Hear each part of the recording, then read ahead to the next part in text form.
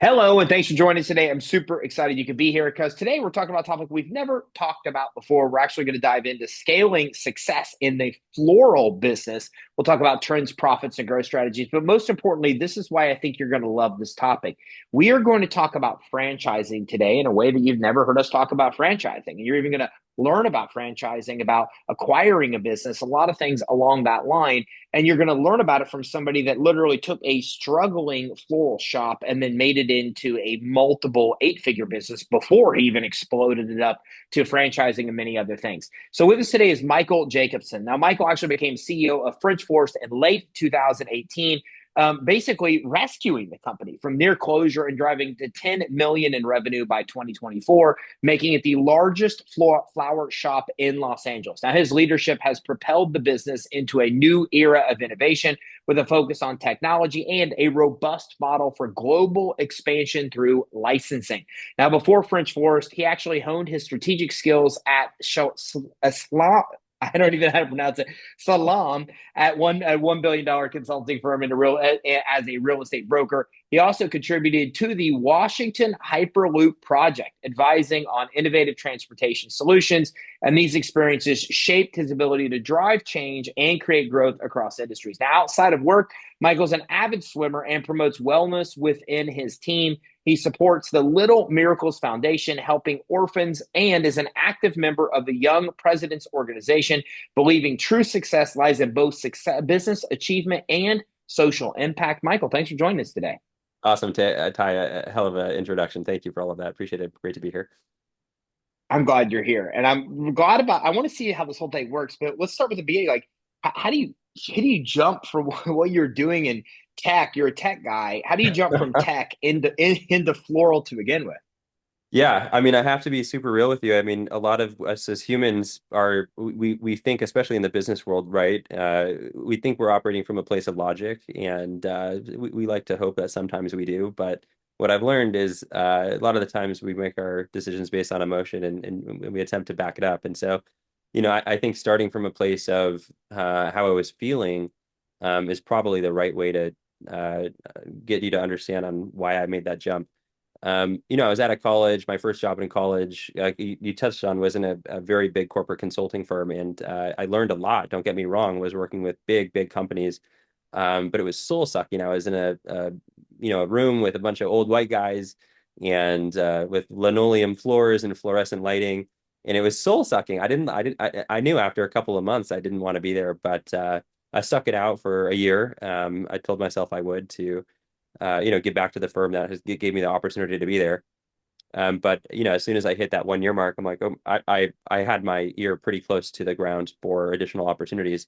I've always kind of had the entrepreneurial bug. I'm sure like a lot of your listeners do, given the nature of your podcast. But I got a call. I was working corporate consulting, and one day I got a call, and it was my uncle. And he said, Mike, I've been operating my flower shop for over 35 years and I can't do it anymore. I have been working 60-hour weeks, 6 days a week, uh, taking home 30, 40K and just done with it. No business broker wants to list my business because it's not worth their time. My background's originally in finance, and so he called me and he said, "Can you help me sell the business?" I said, "Sure, 100%." And kind of very long story short, ended up working with him for about the business needed to be cleaned up a little bit. There was an opportunity to make the books look a little bit better. I did some due diligence on other flower shops that were for sale, understanding what they're doing well, what they're not doing well, what multiples they're selling for. And the more I worked with him on his business, I said, like, holy crap, there's something really, really special here. It's his shop alone it's a very typical mom and pop shop. There's green and purple paint on the walls, there's paper flying everywhere, there's like six fax machines, like it's a mom and pop flower shop, right? Not necessarily something that is when it, not something on the surface level that you would want to like acquire as a business. But what I saw was every single flower shop I went to was struggling with the same exact problems. And why that got me so excited is because when I came from consulting, consultants come in, whatever you think of consultants, and I have my own opinion, even coming from the space. we come in when there's pain. We come in when there's, people can't solve the problems and they need some additional, oomph to get the whatever it is that they want solved. There's so much pain in the floral industry. The florists are struggling, and there's a lot of different reasons why, but all florists are struggling with very similar problems, and that's the opportunity that we saw. So, again, kind of the end result is after about 2 months of working with my uncle on originally coming in to help him sell the company, I said, "Hey, I want to take this over." I left my corporate job. I worked out a deal with my uncle and bought the company from him, and we got to work. And so there's a lot of different rabbit holes that we could go down from there on how we achieved what we have from there. But that was about 6 years ago, and we haven't looked back. So walk me through that. I mean, you have a business that's struggling, barely surviving. The owner's pulling, 60-hour weeks and bringing in 30K, 40K a year, right? Which I imagine, to your point, when I think about a floral shop, that's exactly what I think about. Like, I do not think about those as $10 million plus businesses. I don't. I think of it that I can't think your average floral shop would probably even pull seven figures. I would think they're probably considerably less than that. So how do you do that? Because I think there's a lot of principles in how you did it in that industry that everyone watching and listening can learn about for their own business. So what changes do you make to take a business like that up to the levels that you've been able to grow to 6 years later? Yeah, it's such a comprehensive question, and so I'll do my best to answer it in 1 or 2 minutes here. There's really three reasons I think it'll be helpful to understand on how the floral industry got to where it is today. The first one is that when I say French fries, what company do you think of? McDonald's. Yep, same. If I say Starbucks, oh no, got the punchline. Sorry, maybe you'll give a different answer. If I say coffee, Coffee. yeah, depends. Maybe on the East Coast, someone Yeah. says Dunkin'. I do get different answers on the coffee one. Depends where you're from. If I say flowers, what company comes to mind? I don't know, 1-800-Flowers, I guess. Yeah, totally. Yep. So the dominant market player is 1-800-Flowers. And it's a shame because when we think of 1-800-Flowers, they're not this, quality, consistent, reliable brand that consumers look at. As a matter of fact, they're not even a floral company, and a lot of people don't realize that. They're what we call in the industry, they're kind of like an internet broker. So they take your order, you're paying $100 for that order for 1-800-Flowers. They're syndicating it to a local florist. The problem is they're taking a 30 to 40% commission out of that order before it gets to the florist. Wow. So that's problem number one, is that so many of these florists are reliant on these, we call them order aggregators for orders, but the aggregators are stripping out such a tremendous amount of their margin that like no wonder they're not making money. So that's problem number one. And in a lot of cases, so much of their revenue is derived, like they're stuck between a rock and a hard place because they can't just drop the relationship with the aggregator, even though they're probably losing money on those orders because then their revenue dropped by 40%. Like if 40% of the revenue is coming from the aggregator. So, they're stuck. And the second one is a little bit of kind of a derivative of that. Florists are not super financially, the acumen is less because they're creatives, they're passionate. The one thing I have learned is florists are amazing people.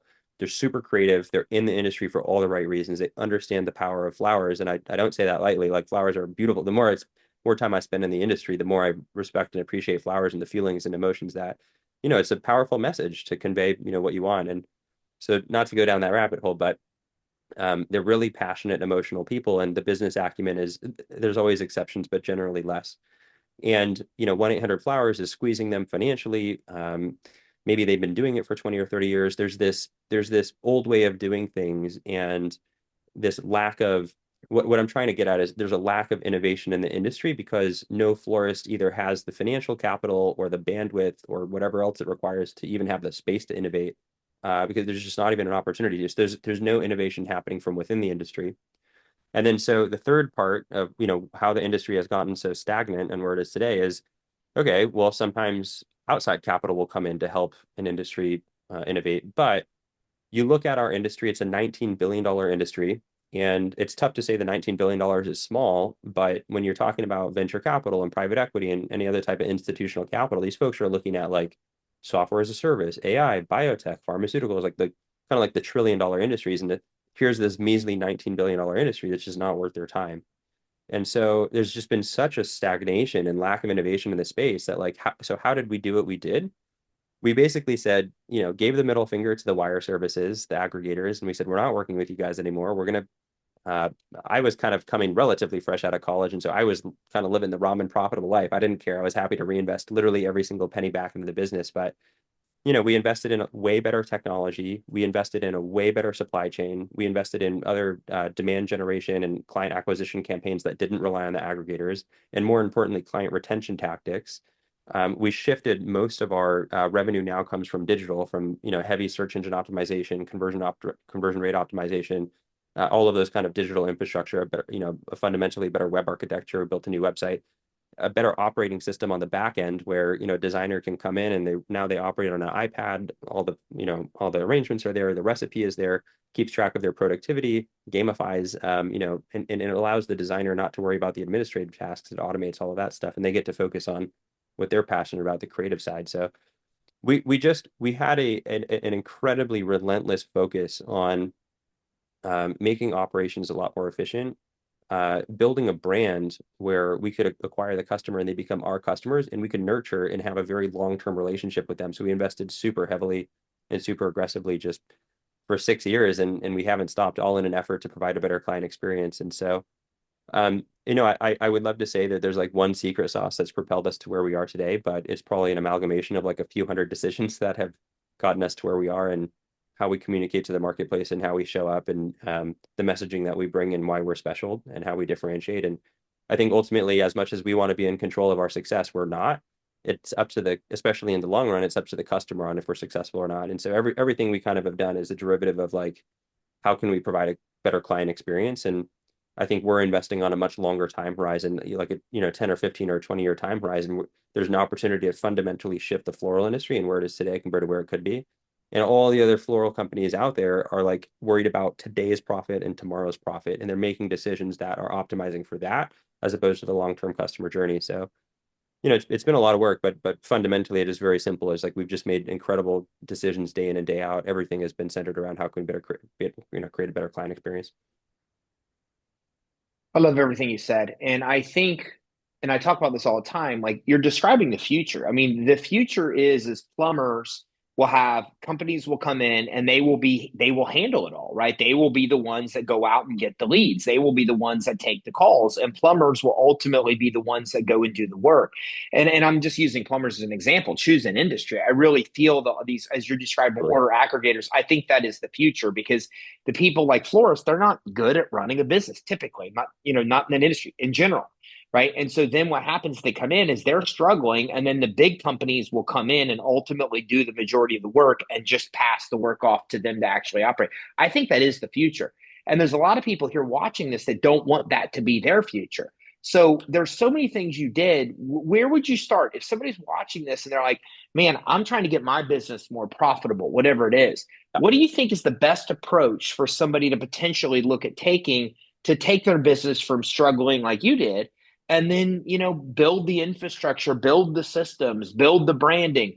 There's so many things to tackle. Like, where do they start? What's a good place for them to start to try to get that and rescue it from almost failing to being profitable?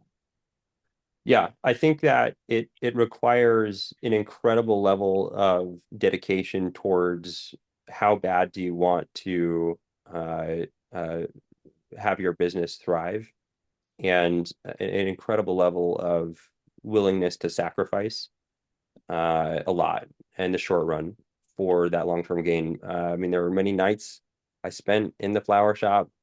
Payroll was nearly missed way too many times that I could count, or I had to pull from my personal funds to make sure the employees were paid.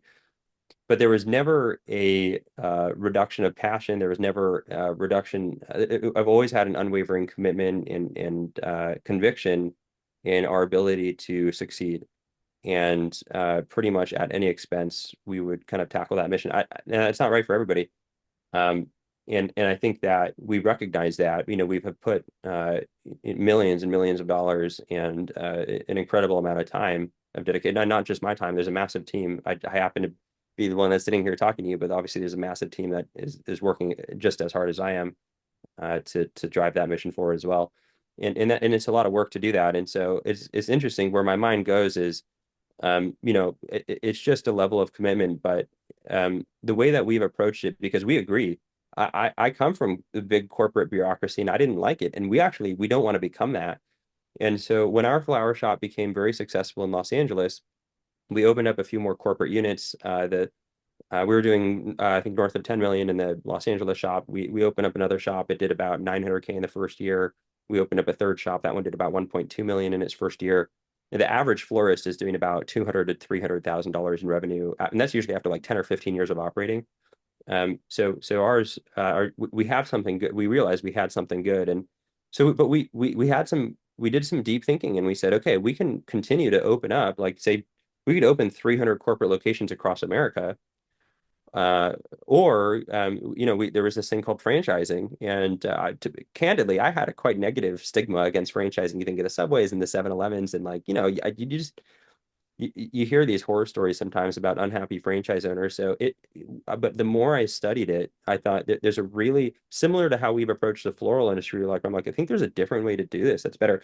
We took a similar approach to the franchise kind of model.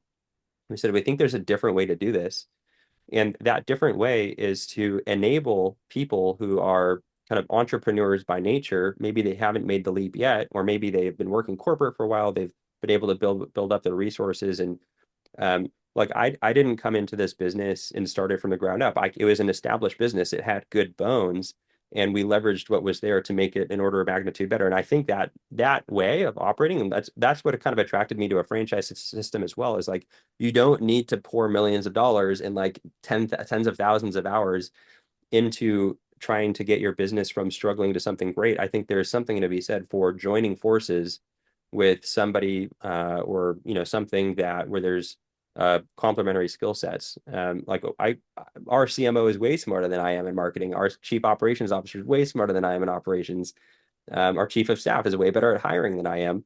And so we've joined forces even internally in our team with folks that have skill sets that I don't have, that put together level you up a lot quicker. And so for us, franchising, we love that in a lot of senses. And I think that franchising is a great way to kind of potentially get your business, whatever industry you're in, out of trouble. And we offer a unique thing called conversion franchising, where we have a florist that can convert their shop to a French florist. Or if, we have a lot of folks in our system that are coming in and they can acquire a flower shop because flower shops are selling for really cheap multiples. And then we can put the French florist engine in it and really propel that business. We have a lot of case studies where we've been able to, double or triple revenue literally overnight. It's incredible with the infrastructure that we built. So, a long-winded way of saying I think joining forces and understanding that 1 + 1 is greater than, two, has been kind of revelationary for us. Anytime we have a little bit of cash or capital sitting around, and we see someone great, whether we are hiring or not, we bring them into the company and we put our heads together, and we always end up with a result that seems to be better than where we started. I want to dive in a little bit more about franchising. And first of all, just kudos, man. I mean, when I said 10 million, I honestly did assume that 10 million was multiple shops, right? And so until you just said that, like I'm blown away that it's Yeah, one shop. yeah. I mean, your average order, I think, have to be like sub $100. That's really hard to do with such a low price, perishable like type products. That's just kudos. I didn't even know it was possible to get a shop to $10 million at a floral industry. So let Yeah, me ask you this. I'm interested in both because we have a lot of people here that are thinking about acquiring a business versus starting a business. And a lot of the people that I speak to out there from DealCon and all these events, they're looking at roll-ups. They like roll-ups. They like yep. an industry they Great. could buy one and buy another and then duplicate the system and do that. So let's talk about that. If somebody's are listening and watching this and they're like, hey, this is cool. Like, what? Give me some of the details of a franchise. If I want to start a Yeah, franchise with you guys today, and I say, hey, this sounds awesome. I want to start from scratch a French florist franchise. yeah. Give me some insights. What should I know? Yeah, I think it's a great question. So, a bunch of different ways to slice it. This is one way of looking at it. Let's look at the cost of building a French florist from scratch versus acquiring a unit and converting it. If you build a French florist, it can range anywhere from 160,000 to 300 and some $1,000 to build from the ground up. That includes site selection, lease negotiation, physically building out the entire store, the first 3 months of operating, all that stuff.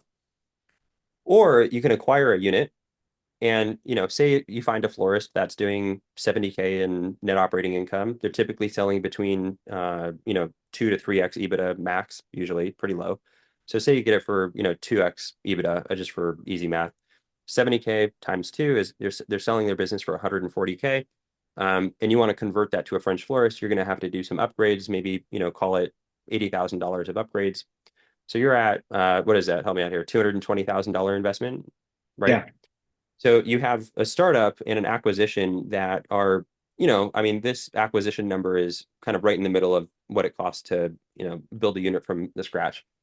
The beautiful, beautiful part about the acquisition is there's two aspects to it. One is instead of going through the, potentially 6-month process from site selection, lease negotiation, physically building it out all the way to launch, when you purchase that business, you don't have to wait for revenue. You're making revenue on day zero, basically, and profit as well, hopefully. In addition to that, also, when you open a unit from the ground up, the average flower buyer is buying about 2.2 times per year, just a kind of industry stat. So for easy math, let's say once every 6 months. And so if you're building a unit from scratch, the first 6 months of you operating, you're going to be investing into client acquisition quite heavily. And we're really good at client acquisition, but it's still an investment. And so it's not till the second 6 months where you're still investing in client acquisition, but now you're getting those repeat customers from the first 6 months, and that's where you see revenue ramp.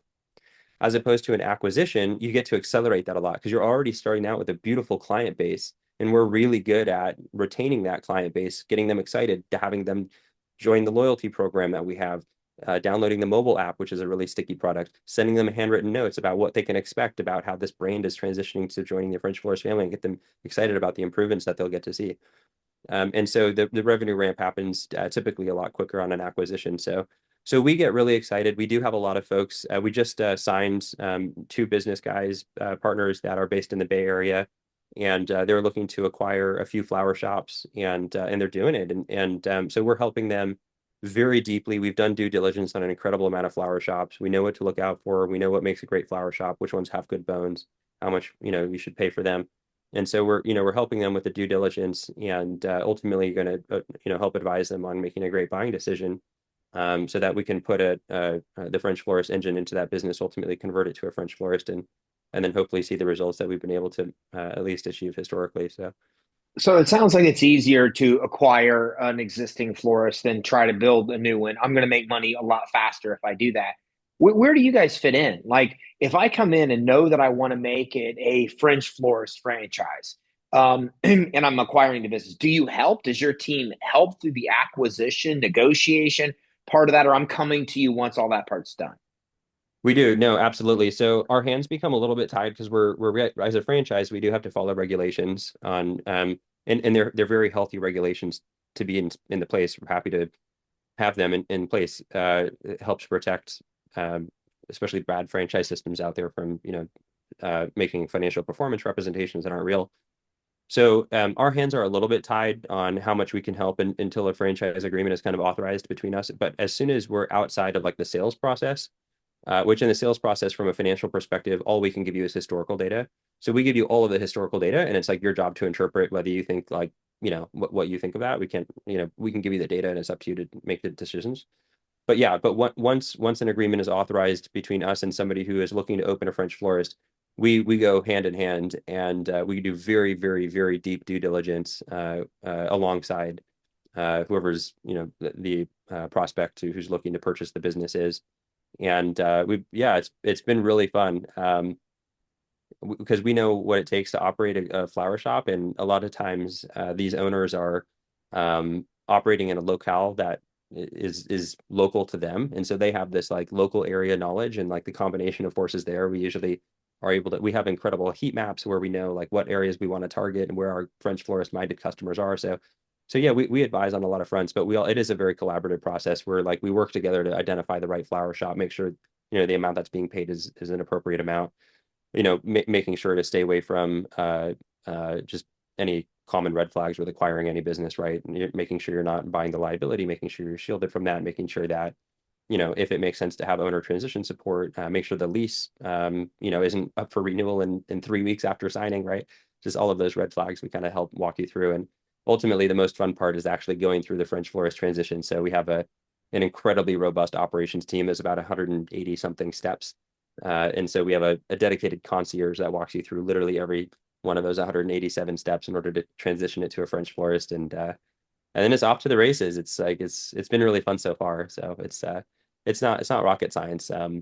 But the floral industry has its nuances, but we've gotten good at those nuances. Yeah, and I love it because I've never heard anybody talk about this before. I mean, to be honest, I mean, I talk to a lot of people about acquisition and franchising, and we do a lot of financing in those spaces. But to be able to have a franchise where you're helping them go out and acquire an existing business versus, geez, an exponential cost. Like one of my friends from high school went to prom with her. She actually builds like all the Taco Bells and those restaurants. She builds them. I mean, it's expensive. Like to get the land to build that thing. I mean, it's a long time before Yeah. you making a return. But what you're describing, somebody can get in and fairly quickly start making a pretty good return with the methodology you guys have, and Yeah. you are helping every part of the way, which I've never heard of something like that before either. So the next question I think in a lot of people's minds is cost. And I'm not trying to get you to quote how much certain things are, but Sure. Yeah. do you have access to financing sources where they can actually help get the money, or what can someone expect to be able to pay to be able to get into something like this, or are there Yep. creative ways to be able to finance their way in? I think that's one of the top of mind questions people have. Yeah, yeah, absolutely. And I think that debt is a powerful vehicle if used correctly, right? We don't want to make sure it doesn't become a crisis situation where you can't service your debt. But given the level of investment, especially from a historical cash on cash return basis, if you look at our financials historically, are pretty good to say the least. The unit economics work quite well. And so we don't offer any kind of type of financing as the franchisor. We will always want to make sure that we're making decisions that are clearly in the best interest of our franchise system and never want to have any conflict of interest. So we always refer out to partners. I mean, Ty, like folks like yourself, right, who understand franchising, who understand the unit economics, and we have started to develop pretty great relationships with a couple different lenders that understand, how our business works and kind of help accelerate that financing process. So we help point in the right direction. Ultimately, how heavy someone wants to leverage or take on debt is ultimately at their discretion. But we point people in the right direction. To give you an answer on how much it costs, I mean, it varies. You could buy $1 million flower shop if you want to start with something huge. You could also buy a flower shop for 100 grand. We have in the item 7 in our disclosure document, so that everybody gets just a very, very clear kind of high and low estimates of how much it costs to either build a unit from scratch and or acquire a unit, and all of it depends. Like it's so there's so many variables. Like for example, the walk-in cooler is probably the most expensive asset, but a lot of flower shops already have a walk-in cooler, so you don't need to get a new one. So we look at the walk-in cooler and see the condition of it, and but if you need to, I don't know, every once in a while we find a flower shop that doesn't have a walk-in, which blows my mind. But that could cost anywhere from $30,000 to $60,000 to get. And their assets, they're great. They last 25 years. They're incredible tech in those coolers. But it depends. It can range anywhere from $60,000, I think it is, to $180,000 once you acquire the shop to kind of outfit it. The high end being like a large shop that doesn't have any real heavy infrastructure in place. So it varies, and if there's deeper interest on that, then it's pretty easy. We give the document that lays it all out. Yeah, and I love that you partner with banks because when you have banks that really understand what you do and understand your model and believe in it, man, it is a game changer for your franchisees. I mean, it's way better to work with brokers or anybody else because that bank, I mean, if you have the bank that sees it and loves it, then they will make it very not easy per se, but in the scope of lending, very easy to be able to get the financing they need. What haven't I asked you that I should ask you about people that are saying, "Wow, I never Yeah. even thought about this before. Never thought about the florist industry. Never even thought that kind of money was there." Like, what is some parting advice that you have for anybody that's listening or watching this, saying, "Wow, oh my gosh, this could actually be something." With maybe questions I haven't asked that we should answer for them to be able to jump in and maybe take advantage of this industry, get into the industry, or even take advantage of what you have for an easier path to get into the industry. Yeah, I think that's a great, great, great thing. There's two things that come to mind immediately, at least. The first one is that where a lot of folks don't see opportunity, to your point, this isn't something that a lot of people have thought of before. That's exactly where the opportunity lies. And that's what we found. So it's unsuspecting but very real, and we're excited to be the ones that seem to be at least at this point leading the charge and helping elevate the floral industry as a whole. We don't have, I don't want to say we don't have competition. There's always folks that are there, but we're here to make the company the best that we can, and we seem to be paving the way. We would love additional competition to come in and try to compete with us. I think that further stokes innovation, and we'd welcome that in. But we're excited to be the ones that are doing it right now. The second thing that I would say is, I think a good question to ask me would be like, what keeps me up at night as the franchisor? What risks are there? And I think that's a good question to be asking. And I think that, from my perspective, what keeps me up at night is our rate of expansion needs to be relatively controlled. And if we expand too quickly, and we've been approached by investor-minded folks, and they've said, "Hey, we'll take all of Manhattan, or we'll take half of South Carolina, and here's a $700,000 check," and we say no, this is not the right fit for us. So I think it's important for us. We have strong principles that we operate the company by, and we're looking for right partners to come in that aren't just looking to make money. And don't get me wrong, that's an incredibly important part. It's actually a critical part because we're not able to keep the lights on without it.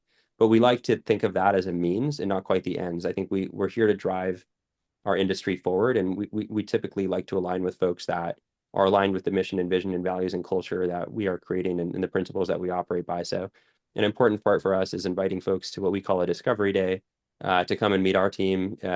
Life is short, and we try to separate our business life from personal life. The reality, it's all one life, and it's important who we do business with, even on a personal level. And so we invite you in for discovery days. It's a lot of education. We spend 5.5 hours together, and you learn every nook and cranny, and we turn over every stone on how our flower shops operate. But then we get to meet each other. You get to meet us, and we get to meet you, and decide if it's kind of a culture fit, even if we will. And I think that that's a really important part of our program in particular. So if anybody does have interest in the program, just know that we really enjoy working with, and the folks that have come into our system now, I think, are remarkable people, because you're not just joining us in the franchisor, but we're also creating a community of French florist owners, and you get to be a part of that community. And who you surround yourself with is who you become. And so we don't take that lightly. And so it doesn't quite keep me up at night, but we do operate from the principles of derived from that kind of way of thinking. Thanks for coming on today. If people are watching, listening, they want to get more info, where should they go? Yeah, if I love, I can talk, acquisition and relating to the floral industry all day long. We have a great team of folks. I like to stay deeply involved, so I'm happy to give my email out if anybody wants to. We have a due diligence questionnaire, and happy to send that out. It's 43 questions to ask a flower shop, and if you get the answers to those 43 questions, you're probably going to have a really good idea on if it's a good flower shop to buy or not. I'm happy to give that to you. Just shoot me an email. My email is michael@frenchflorist.com. And then if you just want general information about the franchise program, you can go to frenchfloristfranchise.com. All right. Thanks for coming on with us today. Thanks, Ty. It was fun. Thank you.